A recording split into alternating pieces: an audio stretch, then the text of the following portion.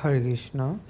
আজ শ্রীমান নিত্যানন্দপুর আবির্ভাব তিথি উপলক্ষে শ্রী শ্রী সচিমাতা স্মৃতিতীর্থ ধাম আয়োজিত সোনারঘাট বাসুদেব মন্দির হতে শ্রী শ্রী সচিমাতা স্মৃতিতীর্থ ধাম পর্যন্ত পদব্রজে তীর্থযাত্রা আয়োজন করা হয়েছে।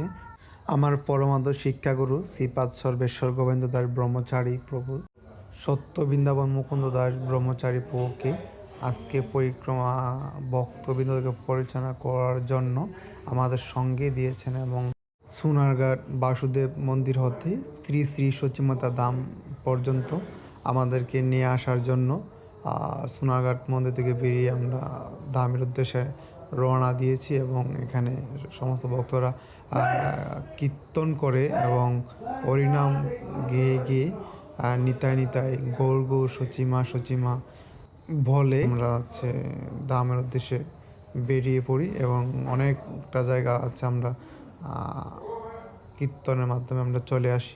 তো আমরা অনেক আনন্দ পেয়েছি শ্রীমান নিত্যানন্দপুর কাছ থেকে। এই পদটা আসলে যারা করে নাই তারা সেই আনন্দ উপলব্ধি করতে পারবে না।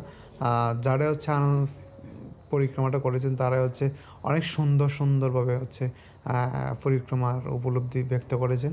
তো আজকের পরিক্রমা এখানেই সমাপ্ত। হরে কৃষ্ণ।